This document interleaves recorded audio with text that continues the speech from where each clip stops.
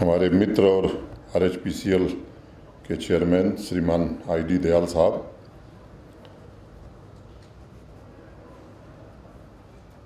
श्री रोहित कंसल जो जिनके ज़माने में MOU साइन हुआ, उस समय हमारे प्रिंसिपल सेक्रेटरी पावर थे, अभी हायर एजुकेशन के प्रिंसिपल सेक्रेटरी हैं, श्री आलोक कुमार जी, श्री राघव लंगर,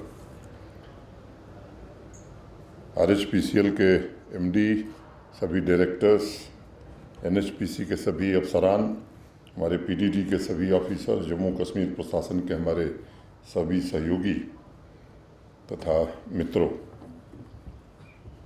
अभी विस्तार से आपने प्रेजेंटेशन देखा है। मैं मानता हूं कि बिजली के क्षेत्र में आत्मनिर्भर होने की दिशा में जम्मू कश्मीर प्रशासन ने एक महत्वपूर्ण कदम आज बढ़ाया है। और कदम तो पहले ही बढ़ गया था, एक पड़ाव पर हम पहुँचे और वास्तव में बधाई या धन्यवाद के पात्र भारत के प्रधानमंत्री हैं, जिन्होंने एक ऐसी परियोजना जो पहले भी लगता था, अब वो कहानी में नहीं दोहराना चाहता हूँ, आप सब लोग परिचित हैं, आज वो वास्तविक स्वरूप में कारगर होने जा रही है। और भारत के ऊर्जा मंत्री जी को भी मैं विशेष रूप से साधुवाद देना चाहूँगा, जिन्होंने हर मौके पर, चाहे वो हाइड्रो पावर प्रोजेक्ट लगाना हो, ट्रांसमिशन और डिस्ट्रीब्यूशन के हमारे काम हों, मैं समझता हूँ कि जम्मू कश्मीर के LG के नाते या जम्मू कश्मीर के पावर सेक्रेटरी या चीफ सेक्रेटरी के नाते जितनी हम लोगों को चिंता है, उससे कम चिंता भारत के पावर मिनिस्टर को नहीं है। और इसके लिए मैं उनके प्रति भी आभार व्यक्त करना चाहता हूँ। आज इस कॉन्ट्रैक्ट एग्रीमेंट के साथ हमने जो कदम बढ़ाया है, देखने में साधारण लगती है, लेकिन मैं इसे असाधारण उपलब्धि मानता हूँ।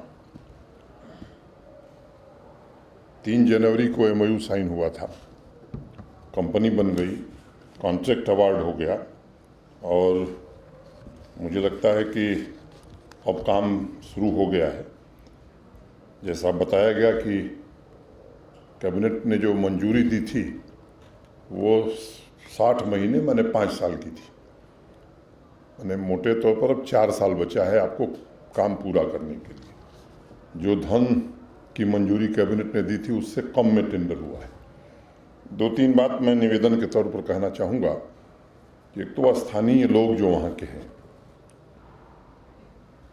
तो हमारा जो सामाजिक उत्तरदायित्व है, मेरा आपसे निवेदन होगा, आग्रह होगा कि उसका संवेदनशील ढंग से अगर हम पालन करेंगे तो प्रशासन तो आपके साथ खड़ा ही रहेगा, स्थानीय लोग भी खड़े रहेंगे।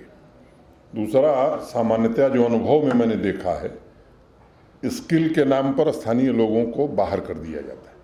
मुझे लगता है कि ऐसा कोई रॉकेट साइंस नहीं है, अगर नहीं है तो स्थानीय लोगों को सिखाया जा सकता है। इसका एक प्रयोजन कंपनी को और मेगा नाम की जो कंपनी है हैदराबाद की, उसको बनाना चाहिए।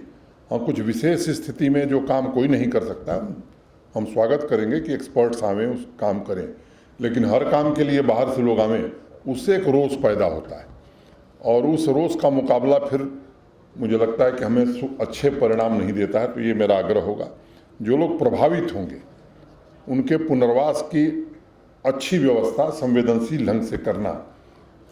और हम क्या कर सकते हैं वहाँ शिक्षा के क्षेत्र में, स्वास्थ्य के क्षेत्र में, ताकि ये गुडविल हमारी समाज में जब बनती है तो मुझे लगता है कि काम हमारा और तेज गति से होता है। ये सच है कि जैसा मेहता जी ने कहा कि पावर सेक्टर में पिछले 2 वर्षों में हम लोगों ने काफ़ी प्रगति की है, चाहे वो जनरेशन का मामला हो, ट्रांसमिशन और डिस्ट्रीब्यूशन का मामला, और पहले से हम बेहतर स्थिति में हैं। ये किस्सा जरूर हम लोग सुनते थे कि हमारी क्षमता 20,000 मेगावाट की है, लेकिन 3500 के आसपास ही हम सीमित थे। मैं उम्मीद करता हूं कि आने वाले 4 वर्षों बाद लगभग इतनी ही बिजली फिर यहाँ बनने लगेगी। तो उस मामले में मैं मानता हूं कि आत्मनिर्भर हो जाएंगे हम लोग पूरी तरह से। ट्रांसमिशन और डिस्ट्रीब्यूशन कैपेसिटी के बारे में मैं विस्तार में नहीं जाना चाहता हूं, लेकिन काफ़ी काम इधर हुआ है, और चाहे वो जम्मू का क्षेत्र हो चाहे कश्मीर का क्षेत्र हो। और अब मैं कह सकता हूं कि शहर और ग्रामीण क्षेत्रों में बिजली देने की स्थिति में बेहतर स्थिति में हम खड़े हो गए हैं। अभी एक योजना हम लोगों ने शुरू की है कि 100% मीटरिंग वाले जो फीडर होंगे वहाँ बिजली में कोई कटौती नहीं होगी। अभी 4 फीडर जम्मू शहर में बन पाए हैं। मैं उम्मीद करता हूँ कि शीघ्र ही वो 4 से 8 होंगे।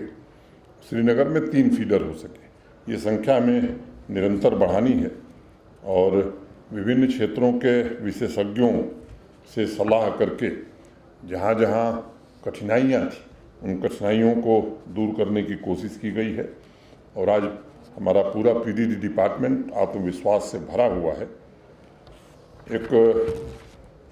मैं कहूँ कि एक बड़ी उपलब्धि हमें आने वाले दिनों में हासिल होने वाली है।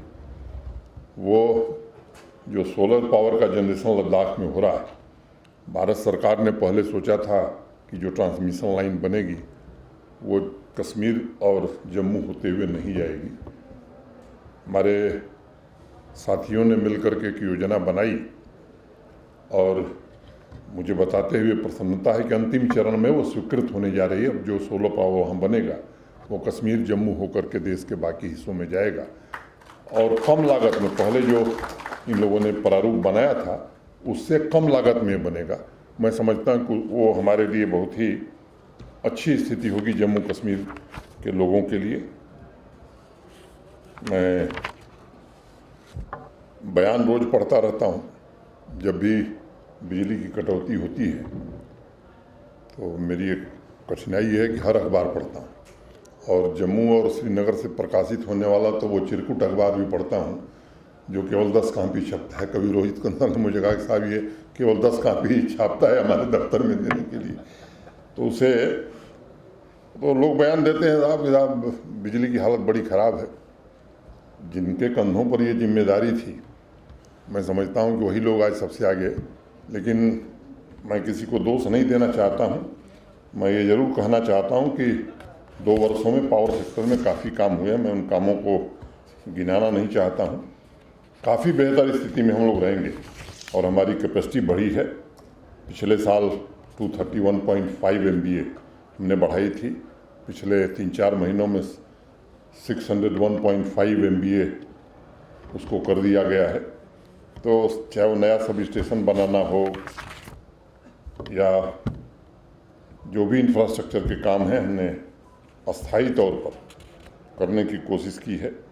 और एक बात मुझे और बताना है कि देश के जो डेवलप्ड स्टेट्स हैं, क्योंकि अखबार में जो बयान आते हैं, कल किसी का बयान में पढ़ रहा था, आंध्र प्रदेश जैसे राज्य में जहाँ से आए हैं अभी मेगा वाले, वहाँ इंडस्ट्री को 50% बिजली सप्लाई की जा रही है। कर्नाटक 63% बिजली सप्लाई की जा रही है। और मैं बहुत जिम्मेदारी से बात कर रहा हूँ, आप लोग सब लोग पावर सेक्टर से जुड़े हैं। देश के किसी राज्य से, मैं किसी एक की बात नहीं कर रहा हूँ, जो डेवलप्ड है उनसे ज़्यादा हम बिजली इंडस्ट्री को आज दे रहे हैं। ये जम्मू कश्मीर देश का शीर्ष स्टेट। ये स्थिति काफ़ी बदली है। बॉर्डर एरिया के किसान भाई भी बिजली पा सकें, उसमें भी कैपेसिटी एगमेंटेशन हमने किया है। और हमारा जो लक्ष्य है कि पावर डेफिसिट से पावर सरप्लस स्टेट हमें बनना है, उसी लक्ष्य पर हम काम कर रहे हैं। 24/7 क्वालिटी पावर हर आदमी को जो पैसा देता है उसे दिया जा सके, ये हमारा दूसरा लक्ष्य है। अब अनेक परियोजनाएं, चाहे वो कृथई 2 हो, सावलकोट हो, दुल्हस्ती 2 हो, उरी 2 हो, ये सब NHPC के साथ मिलकर के हम पूरा करने वाले हैं। और हम चाहते हैं कि ये काम समय सीमा के भीतर पूरा किया जाए। NHPC, मुझे याद है जब हम लोग देश की संसद में आए थे, मैं पावर की स्टैंडिंग कमेटी में कई साल रहा। एक समय था इस देश में जब लगता था हाइड्रो पावर प्रोजेक्ट्स लगेंगे ही नहीं, कहीं पर्यावरण बचाने वाले लोग कूदते थे।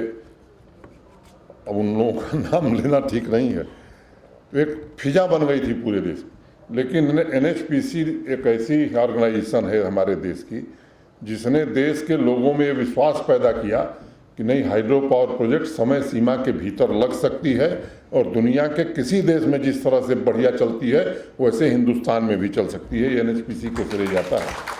मैं फिर से एक बार आप सबको धन्यवाद देता हूं, आप सबको बधाई भी देता हूं और जम्मू कश्मीर के नागरिकों को भरोसा देना चाहता हूं कि प्रशासन बिजली की आपकी समस्या का स्थायी समाधान हो, ये लक्ष्य लेकर के काम कर रहा है। समयबद्ध तरीके से प्रोजेक्ट्स को पूरा भी किया जा रहा है और जो जो आवश्यकताएं हैं उन्हें आने वाले समय में हम जरूर पूरा करेंगे। बहुत बहुत धन्यवाद। नमस्कार।